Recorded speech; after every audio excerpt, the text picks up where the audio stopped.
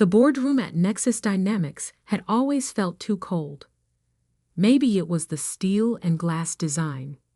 Or maybe it was just the ice in my sister Victoria's voice as she stood at the head of the table, perfectly manicured finger pointing in my direction.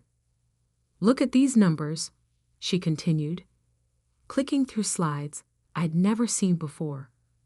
Project delays, budget overruns, critical system failures, all under Amanda's supervision. She's incompetent, and she's dragging this company down.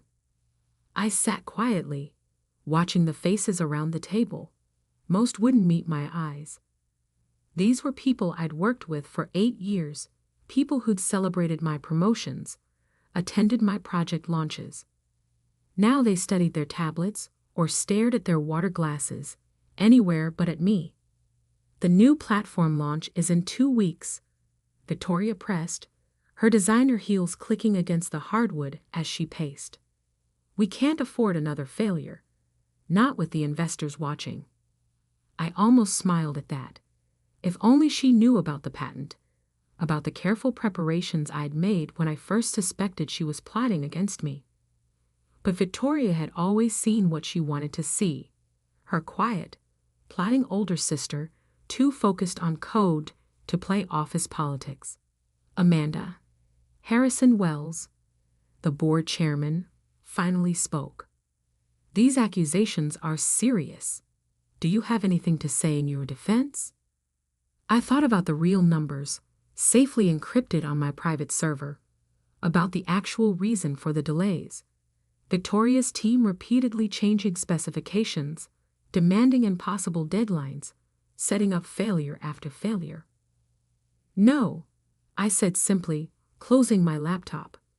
"I think Victoria has made her position clear." Victoria's perfect eyebrows rose slightly. She'd expected a fight, wanted one probably. It would have fit her narrative. The emotional, unstable sister who couldn't handle pressure. "Well then," Harrison sighed, looking uncomfortable but determined. "Given the evidence presented, and with the critical launch period approaching, the board has decided immediate action is necessary. Amanda, we're terminating your position as Chief Technology Officer, effective immediately." I nodded once, standing slowly. "I understand. I'll clear out my office." "That's it?" Victoria's voice held a note of disappointment. "No protests. No excuses." I looked at my sister, really looked at her. The channel soup that probably cost more than most people's monthly salary. The cold ambition in her eyes that matched our mother's. The slight smile playing at her lips as she watched me fall. "What would be the point?" I asked quietly. "You've clearly made up your mind." I gathered my things with careful precision, feeling the weight of the thumb drive in my pocket, the one containing proof of what I'd actually been doing these past 8 years. Building not just a platform, but a fortress. One that Victoria, in her rush to push me out, hadn't bothered to understand. The walk to my office was silent. Employees quickly looked away as I passed. News of my firing already spreading through the corporate grapevine. I didn't blame them for their silence. Victoria had made it clear what happened to people who stood against her.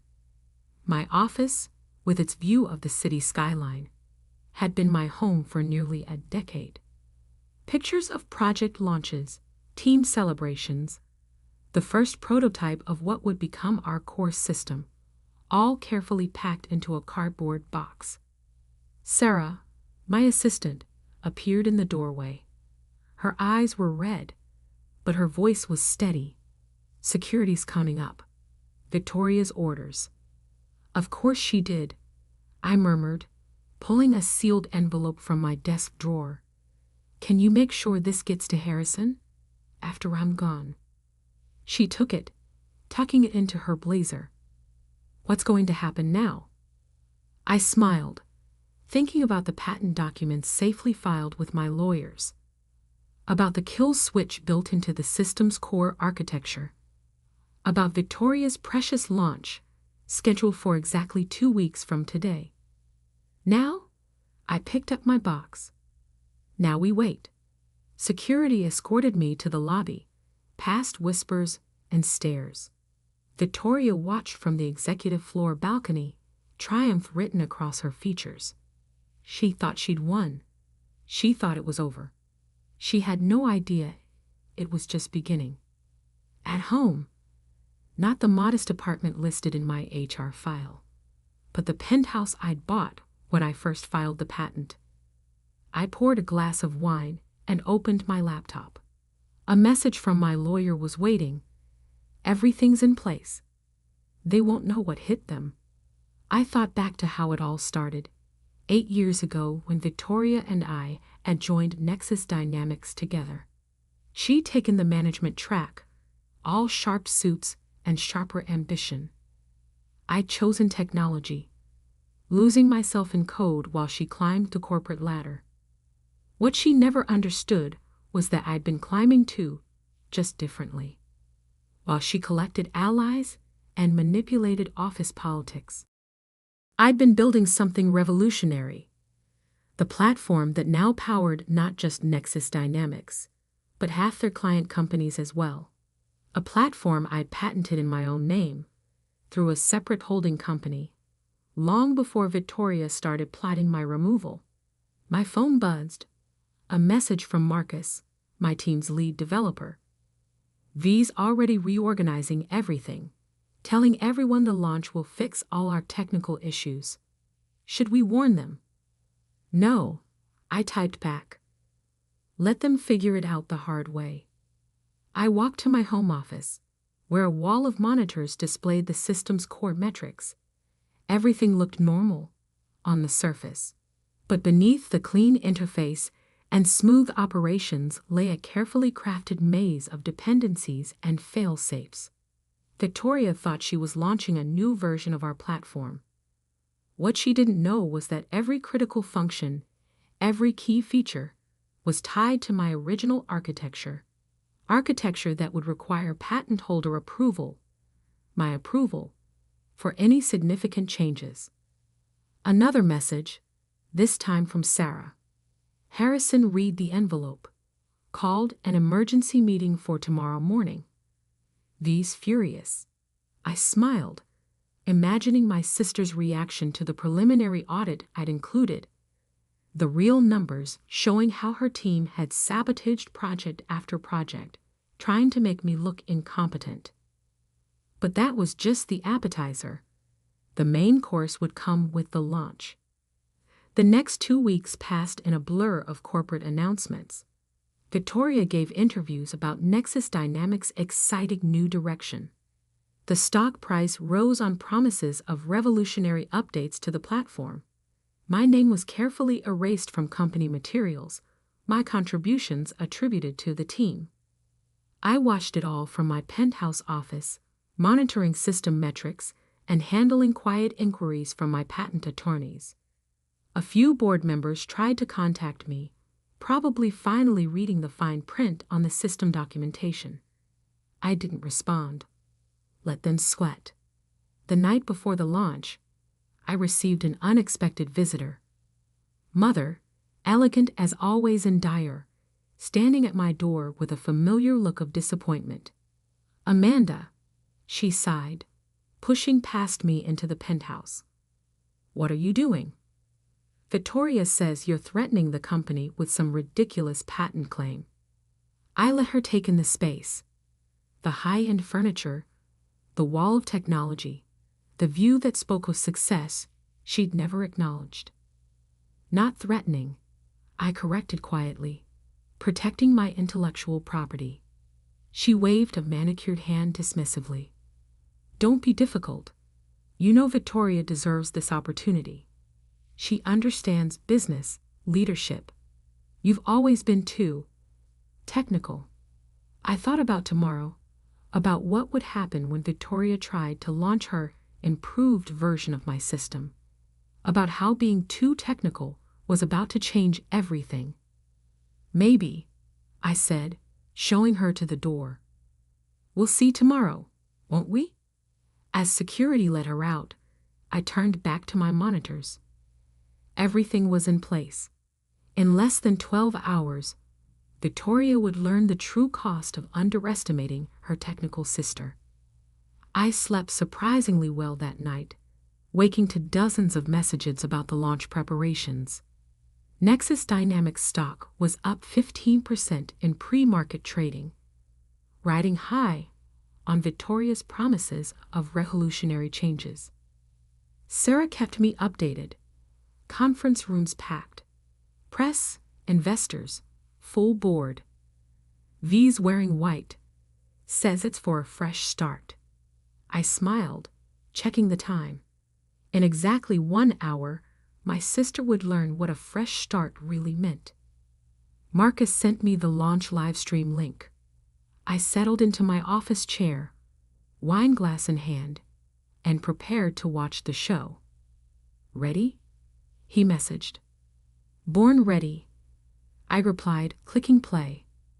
Victoria appeared on screen, resplendent in white Alexander McQueen, confidence radiating from every pore. Behind her, a massive display showed the platform's interface, my interface, though my name was nowhere to be seen. "Ladies and gentlemen," she began, "welcome to the future of Nexus Dynamics." I took a sip of wine and smiled. The future was coming, all right, just not the one she had in mind. Victoria's voice flowed smoothly through my speakers, practiced and polished. "Today marks a new era for Nexus Dynamics. Our enhanced platform represents months of innovative development, streamlined architecture, and," I glanced at the time, 10:59 a.m. In exactly 1 minute, the system would attempt to validate the launch protocols against the patent registry. In exactly 1 minute, Victoria's perfect world would crash around her designer heels. "Let me demonstrate the revolutionary changes we've implemented," she continued, tapping the presentation screen with manicured confidence. "As you can see," the screen flickered once, then went dark. Victoria tapped again, her smile faltering slightly. Nothing happened. "Minor technical difficulty," she said smoothly, but I could see the panic beginning to bloom in her eyes. "If we could just—" Every monitor in the conference room suddenly lit up with the same message. "Lounge CQNC tier mine ATD PTNT VALIDAKION FAILED OWER APROVA REQIRECONTACT Amanda BNATT PAYTENT Holder." The room erupted in whispers. Through the live stream, I watched Victoria's face drain of color as she read the message, as understanding finally dawned. "What is this?" Harrison Wells stood up, his voice sharp with alarm. "Victoria, explain." But Victoria was frozen, staring at the screen like it had personally betrayed her. In a way, it had. My phone buzzed. Sarah sending updates from inside the room. Board members pulling up patent documents on their tablets. Investors asking questions. V looks like she's about to faint. I took another sip of wine, watching the chaos unfold. Then my screen lit up with an incoming video call from Harrison Wells himself. I let it ring twice before answering. "Amanda," he said, his face tight with controlled panic. "We need to talk." "Yes," I agreed calmly. "We do. The conference room. Now." I smiled. "No, Harrison. My office. The penthouse at the Sterling. 30 minutes. He started to protest, but I cut him off. 30 minutes, or I'll start responding to the reporters who are undoubtedly calling about the failed launch. 28 minutes later, my elevator opened. Harrison Wells led the procession. Looking significantly less composed than usual, followed by 3 board members, our chief legal counsel, and Victoria, her white suit now slightly crumpled, her perfect mask cracking. "Welcome," I said from my position behind a massive desk they didn't know I owned. "Please, sit." Victoria's eyes darted around the space, taking in the luxury she hadn't known I could afford. "How?" she started. "How did I afford this?" I finished for her. "The same way I afforded the patent attorneys.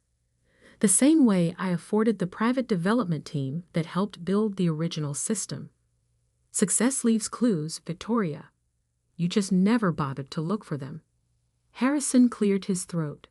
"Amanda, we've reviewed the patent documentation. It appears there's been a misunderstanding."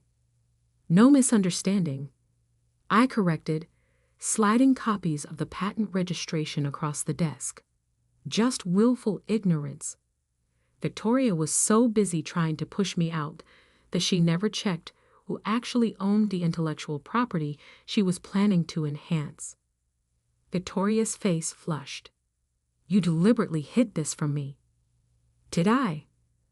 I pulled up emails on my monitor, displaying them on the wall screen. "Here's me 3 years ago, explaining the patent strategy to the board. Here's the documentation in the system architecture files. Here's the validation protocol that your team ignored when they started making changes."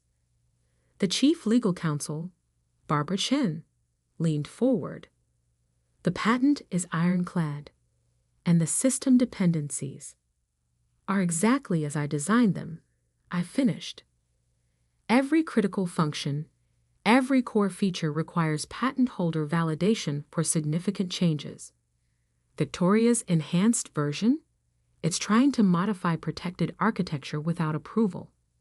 You're holding the company hostage." Victoria burst out. I turned to her slowly. "No, sister dear. I'm protecting my intellectual property, the same property you've been taking credit for while plotting to push me out."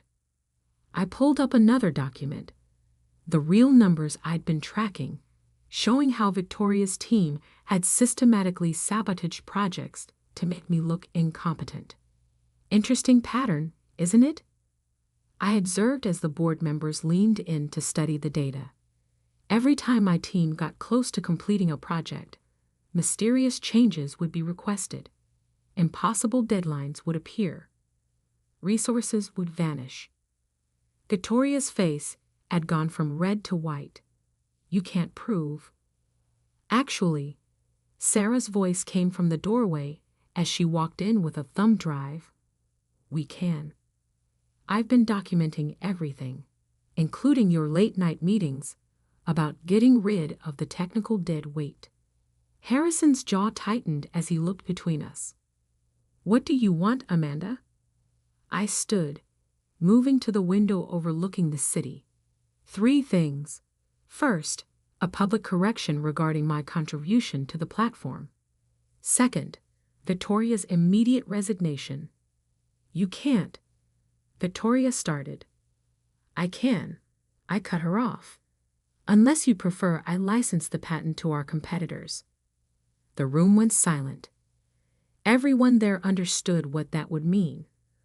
Without access to my system, Nexus Dynamics would collapse within months.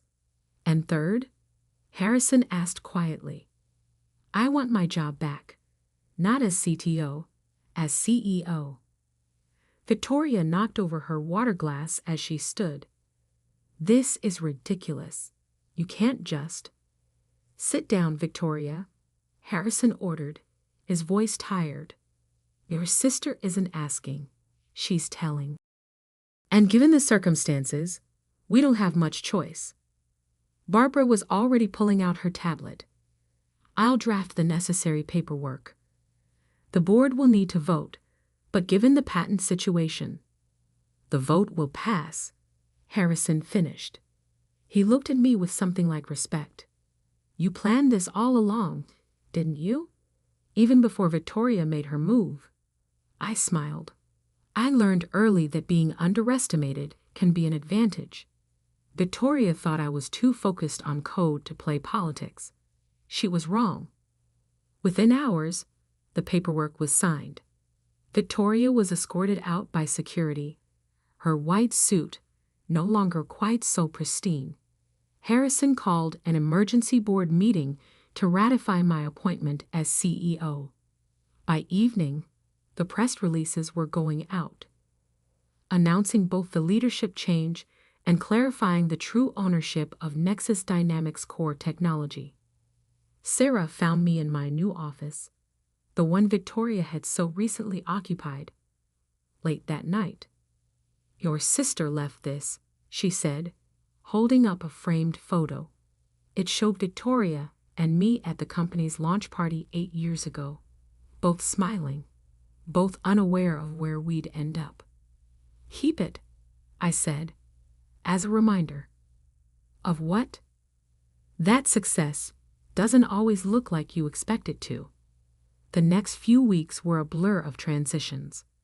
The platform launch was rescheduled, this time with proper credit for its innovation. The stock price, after a brief dip, rose steadily as investors gained confidence in the new leadership. Mother called several times. I let her leave messages, each one progressively less confident, more conciliatory. Finally, I agreed to meet her for lunch. She sat across from me at an exclusive restaurant I'd chosen, looking older somehow, less certain of her world. "I never understood you," she admitted after an uncomfortable silence. "Victoria was so much like me, focused on appearance, on position. You were always in your own world, with your computers and code." That world, I reminded her gently, just made me CEO of a major tech company. She nodded, pushing her salad around her plate. "Victoria's leaving the country. Dubai, I think. Says she needs a fresh start." Good for her. "Will you ever forgive her?" she asked. "Us?" I considered this, thinking about the years of dismissal, of being underestimated, of watching Victoria take credit for my work. "I already have," I said finally. "But forgiveness doesn't mean forgetting or letting it happen again." A month after taking over as CEO, I called my first all-hands meeting. Standing at the podium, looking out over the employees who had once avoided my eyes in hallways, I thought about perception and reality, about quiet power and loud ambition. "Many of you knew me as the quiet CTO," I began, "the one who stayed late coding while others networked at parties. Some of you probably wondered how someone like that ended up as CEO." The room was silent, attentive. The truth is, leadership isn't about who talks the loudest or plays politics the best. It's about building something valuable and knowing how to protect it. It's about understanding that real power often works quietly, behind the scenes, waiting for the right moment to emerge. I clicked to my first slide, a patent document with my name on it. This company's future was built in lines of code, in late-night debugging sessions, in technical details that some people thought didn't matter. They were wrong, and now we're going to show them just how wrong they were. The applause was genuine, enthusiastic. As I looked out over the crowd, I caught Sarah's eye. She was grinning. "Worth the wait?" she mouthed. I nodded, thinking about Victoria's face when she realized what I'd done, about the years of preparation that had led to this moment. Later that evening, as I sat in my CEO's office watching the sunset paint the city in shades of gold, Marcus brought me a final piece of news. "Victoria's team," he said, trying to hide a smile. "They've all been trying to access the system documentation. Apparently, they're worried about their own projects." I laughed. "Send them the patent registration." Again. Some lessons need to be learned more than once. Because that's the thing about being underestimated. It teaches you patience. It teaches you to build carefully, to prepare thoroughly, and to wait for exactly the right moment to show your true strength. Victoria had wanted to be CEO because of the power it represented. I had become CEO because of the power I'd already built, line by line, piece by piece, while she was too busy looking down at me to see what I was creating. My phone buzzed. A message from Harrison. Board meeting tomorrow. Quarterly numbers looking excellent. Your sister's been calling about her stock options. I smiled, remembering Victoria's words at that fatal board meeting. She's incompetent. Fire her. Tell her to contact our patent attorneys. I typed back. They handle all my negotiations now. Because sometimes the best response to being underestimated isn't immediate revenge. It's building something so valuable, so essential, that those who dismissed you have no choice but to face their mistake. And if that realization comes with a side of poetic justice, well, that's just with system design.